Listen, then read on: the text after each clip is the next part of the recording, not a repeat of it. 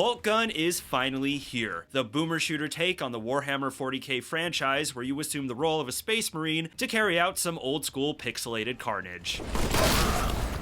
Developed by UK studio Auroch Digital and published by Focus Entertainment, like many games within the boomer shooter or FPS retro revival scene, Boltgun is a loving tribute to the classic shooters of the 90s, such as Quake, the build engine Trinity, Duke Shadow and Blood, and of course, Doom, but designed with more modern sensibilities and horsepower. Boltgun, however, is a little unusual compared to other throwback shooters, in that it's a licensed title based on the most popular tabletop game in the world, which also happens to be a major multimedia franchise. In a niche such as this that has been largely indie-driven, you really don't see that every day. However, in my time covering this scene, I have definitely noticed a large overlap of retro shooter fans and Warhammer 40k fans. So it's not all that surprising that something like this was greenlit, and there has certainly been quite a bit of hype for it. Is Boltgun a tasty chocolate and peanut butter type situation, or is it just taking advantage of some trends to make a quick buck? In today's video review, we're gonna find out. But before we begin, a big thank you to publisher Focus Entertainment for providing the review code. Alrighty, let's get grimdark.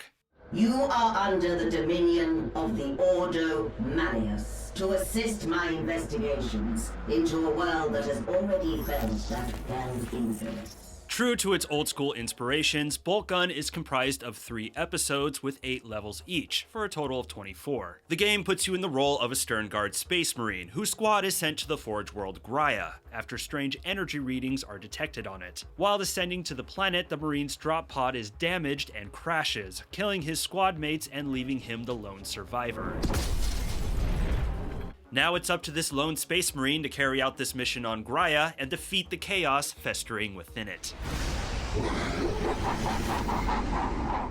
So I'm gonna be upfront. I have very little experience with Warhammer 40k. I know the basics of it and have heard some absurd and highly entertaining lore from my friends who are into it, but the only Warhammer media I've experienced other than Boltgun was Dawn of War, and that was back in high school, which was a while ago. If you yourself are unfamiliar with this franchise, the simplest way I could describe it is take Tolkien-esque high fantasy, set it in space and tens of thousands of years into the future, and then make it really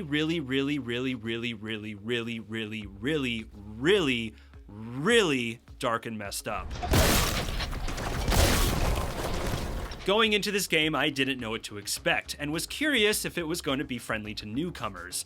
And nope, this game 100% assumes you know this universe. And yeah, I had a hard time following exactly what was going on and what the stakes even were. I mean, the basic plot was clear and very familiar. You're a one-man army going up against an incursion of demons and bad guys. Gee, haven't seen that before. But the nuances required some lore research myself, and asking my Warhammer friends a lot of questions. It is my belief that rogue elements within the Adeptus Mechanicus may have been experimenting with a surviving fragment of Inquisitor Drogon's power source. This is one of the few times I wish a game had a codex so I could at least read up on the relevant lore. At the same time though, being ignorant to it also made it kind of fun, because I was always being surprised and amused by the over-the-top nature of this franchise. And as I learned more about 40k, the more I realized that this game is kind of a no-brainer. The 40k universe fits the boomer shooter style perfectly. It's overflowing with dystopian sci-fi themes, satanic horror, and the comedically absurd, which are the sorts of things you will find in the best of old school shooters, and its grim, industrial, militaristic art style lends itself beautifully to the genre as well. And it's not lost on me that Warhammer 40k has likely inspired a lot of old school and modern day shooters.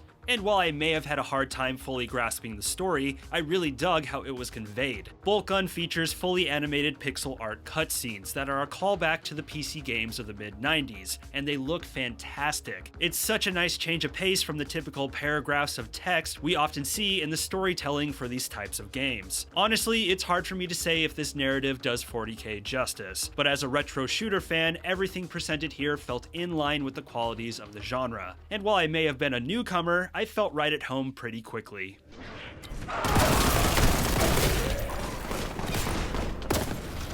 Much like other throwback shooters, Boltgun uses a modern engine, Unreal 4, to recreate the look and feel of classic FPS tech, with a mishmash of styles to push those nostalgia buttons. I can't help but feel like a wine connoisseur every time I look something like this over. Yes, strong notes of id Tech 1, but also distinct flavors of Quake engine and hints of build? My, do I detect some Jedi engine? Oh yes, very nice, very nice. What we're left with is a beautiful retro presentation that selectively uses the modern horsepower to give it polish and extra pizzazz. Levels are largely made up of monolithic, gothic industrial cathedrals made of steel and bone.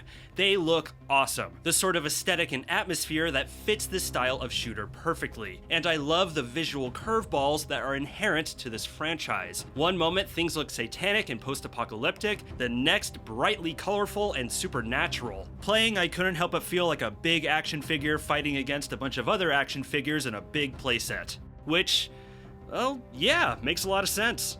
Excuse me, miniatures, not action figures. My bad.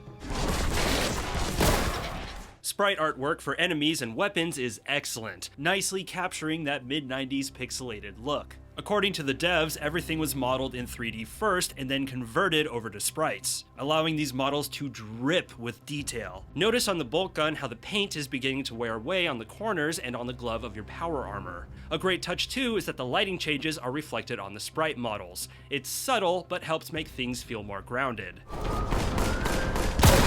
The gore is appropriately ridiculous. This is a shooter where you make puddles. Combat leaves enormous blood splatters with viscera sliding about. It's absurdly violent, and I wouldn't have it any other way. Yes, I approve of this pile of guts. Yes, indeed. If I had a nitpick, I wish sprite models for weapons had some idle animations, as they can come across pretty static when not in combat. Yes, I know that is the retro look, but if we pick a similar throwback shooter, Proteus, you will see this attention to detail with subtle sways and shifts that make things feel more alive.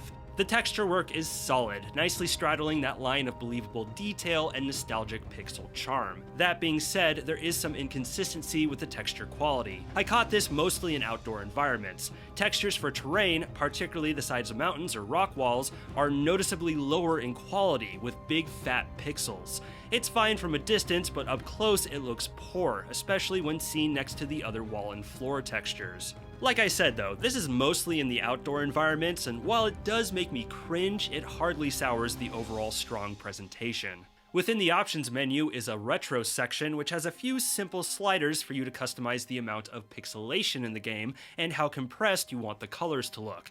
And bloom is in here too for some reason. I opted to leave these off to get a cleaner image, but I did capture some gameplay with these sliders maxed out for funsies and so you could see it. I would have gotten more, but my eyes started bleeding.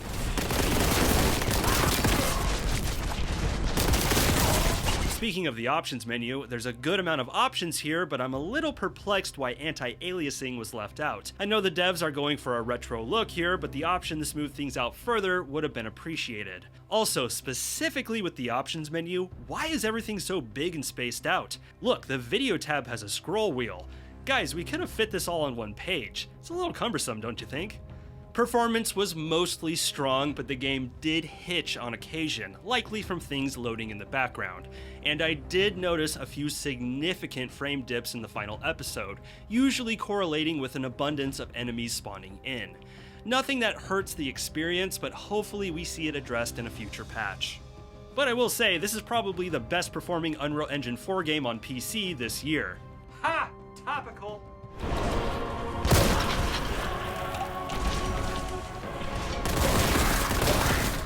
Sound design is superb across the board. It makes this insane experience more believable. It's not the booming weapon sounds and enemy taunts that impress me, but rather the tiny effects, like hearing your spent shell casings bounce on the floor and the droplets of blood and the squish of viscera after tearing an enemy apart. The music is a suitably 90s sounding industrial soundscape with some flavors of goth and what I would call retro sci-fi. And the best part is that it's dynamic, with the tunes intensifying as the action picks up. Nothing gets me more pumped for battle than hearing a gothic choir chime in as soon as I start pulling the trigger.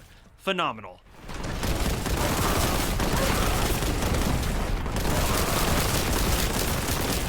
Boltgun is about as arena shooter as it gets. Just about every level is defined by massive combat arenas flooded with enemies and progression tied to good old-fashioned key hunting. The game is meant to bring back memories of Doom 93, but in truth, its gameplay takes more inspiration from Doom 2016 and Eternal. I really got a kick out of Boltgun's movement mechanics because they make you feel like a springy, feather-light rocket, which is what you want and need for this type of game, but at the same time, they also make you feel like a hulking death tank. Your heavy footsteps shake the screen as you run, and landing from falls is thunderous, cracking the earth beneath you. And oh yeah, you can definitely crush enemies under your feet.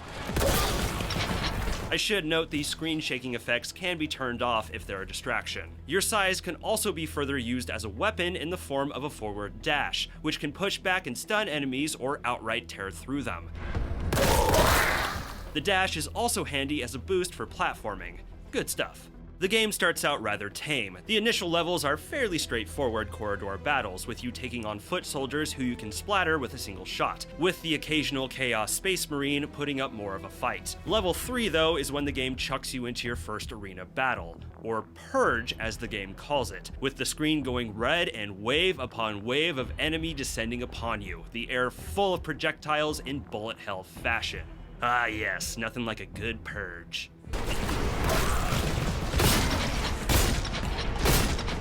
This sort of madness becomes the norm for the rest of the game, and the developers did a solid job of evolving the challenge for each level, with each purge intensifying and maps introducing distinct obstacles or combat gags, like fighting off an ambush while traveling on a moving platform. And there's a certain freight elevator level that I don't want to spoil, but let's just say it's a hell of a time. Indeed, just about every level brings something to the table in terms of their design, keeping boredom far, far away. However, I can't say Boltgun's difficulty was all that grueling, but I'll touch on that more in just a bit.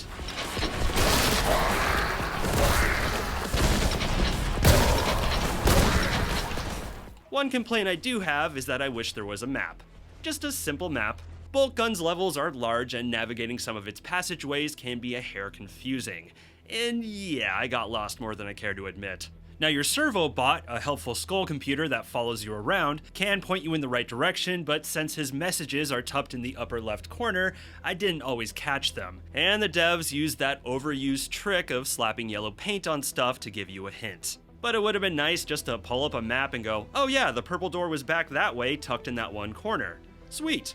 Yeah, it would have saved me some time running in circles. Now, some might say that getting lost in an old school shooter is part of the charm. Perhaps, but even Doom had a map.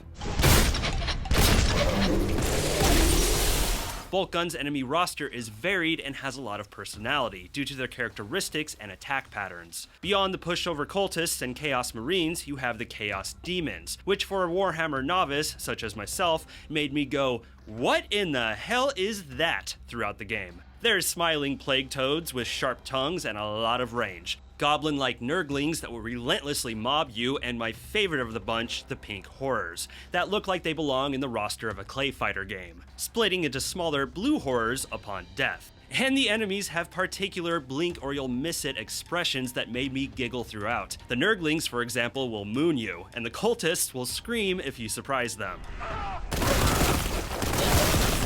While each enemy has distinct attack patterns and are fun to fight, by and large, baddies are either stationary and shooting or charging, which is pretty typical, and in arena combat, ideal because it keeps the player moving and on their toes. But between the arena fights, taking on smaller squads doesn't lead to all that much adversity. Larger foes like Chaos Marines and Plague Toads pretty much stand still and soak up your bullets. Their projectiles are certainly aggressive, but also slow and not hard to dodge or take cover from, and most charging enemies can be killed quickly. At the halfway point of Boltgun, I would have told you it was on the easy side, at least for me. But in truth, the difficulty is a gradual slow burn, building up to Episode 3, which features some pretty difficult and insane skirmishes. Most of my deaths were in Episode 3. You might be thinking, well, yeah, Kirk, most games do that. But in all fairness, I'm used to most retro shooters melting my face off good and early. And yeah, I kind of enjoy that. I'd say for an experienced player, there's enough challenge to keep it fun, but this will be a little more relaxed compared to other boom shoots. And for less experienced or new players, the challenge should be right on the money. I do wish though there were enemies with AI that can match the player more, able to move about defensively and get the drop on them. Not that dissimilar from a tough multiplayer bot or Doom Eternal's Marauder. I think that sort of spice would have been great here. The Champion Marines are the ones that come closest to what I'm talking about, but they were the one enemy in this game I found to be a cheap irritation. These speedy Chaos Marines will charge and slash you with their axes, and they have the ability to revive after you down them. Their attack range is generous, so even when you think you're at a safe distance, you aren't. And the tail for their attack is deceptive. In fact, take a look at this. I was killed not by the axe swing, but the wind-up for it. Essentially, the attack is mismatched with the animation for it, which, yes, I consider cheap. The best way I dealt with them was just to jib them before the revive, and a well-placed chainsword attack can get you out of the way of their strike. But this is one enemy I hope gets some post-launch tweaking. Unsurprisingly, all of the weapons are taken from the 40k universe, each neatly fitting into the classic FPS weapon types. And I have to say, this is one of the few shooters where I honestly liked every gun equally. They all feel immensely powerful and are satisfying to fire. The way the titular Boltgun tears through lesser enemies is dopamine-inducing, as is the chunkster of a shotgun. The plasma gun feels more like a rocket launcher with how its splash damage annihilates foes, and you if you're not careful. And the heavy bolter could make Rambo salivate. And the weapons are strong against some enemies and weak to others, which means you will be motivated to swap through your arsenal for optimal play. For instance, the thick armor of the Chaos Marines makes killing them with the Boltgun or shotgun a slow process, but the Melt-A-Gun, a combination of a shotgun with a flamethrower, will tear through their armor like a hot knife through butter. A cool thing to note is that among Boltgun's varied secret pickups is the Machine Spirit. When found, this will give whatever weapon you have equipped a unique perk to boost their effectiveness. For example, if you apply it to the shotgun, it can make it so its shards can ricochet off surfaces, giving your missed shots a chance to count. There's only one of these per level, and it does not carry over to the next, so the player will have to strategize a bit and decide which weapon deserves the spirit. While I do enjoy the weapons equally, if I had to pick a favorite, it would be the chainsword. Mapped to the right click, when using the sword, time momentarily slows down, allowing you to pick your target, and from there you magnet right to them and turn them into a smoothie. And boy is it fun, especially since you can use it while airborne. You might assume this sucker is OP since it tears through the lesser enemies so easily, but alas, its effectiveness diminishes through the course of the game as enemies get bigger, meaner, and tougher. But it remains useful for taking out lesser enemies to conserve ammo and giving you a little extra help platforming. Doesn't hurt to use it in combination with your other weapons either. The last thing I'll touch on is one of my favorite features of the game, the taunt button.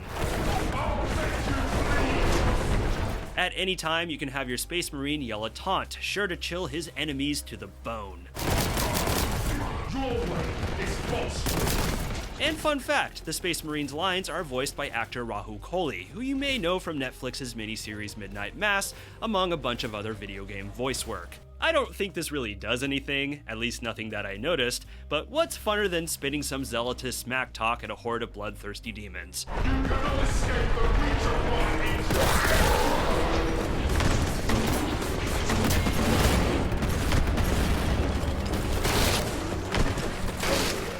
Boltgun is solid and a damn good time. Despite a few nitpicks, it delivers on just about every level. It may hold few surprises gameplay-wise, but the devs have done a fine job recreating and augmenting the old-school FPS experience. I can't necessarily say for sure, but I suspect 40k fans will be pleased with it, as well as retro shooter fans, regardless of their familiarity with the source material. I hope this game does well, because I would love to see a sequel, either following the further exploits of the Space Marines or perhaps focusing on a different faction. I'm curious what a campaign revolving around the Chaos Marines would look like. But that's it for me. What are your thoughts on Boltgun? Be sure to let me know down in the comments. And to the 40k fans watching, hit me with your suggestions of other games in this franchise I should check out. If you dug the video, please be sure to subscribe, like, share, and smack that bell. If you want to come say hi, my Discord is linked below, along with my affiliate links. I'm Kirk, and thank you for watching this video. Stay safe out there.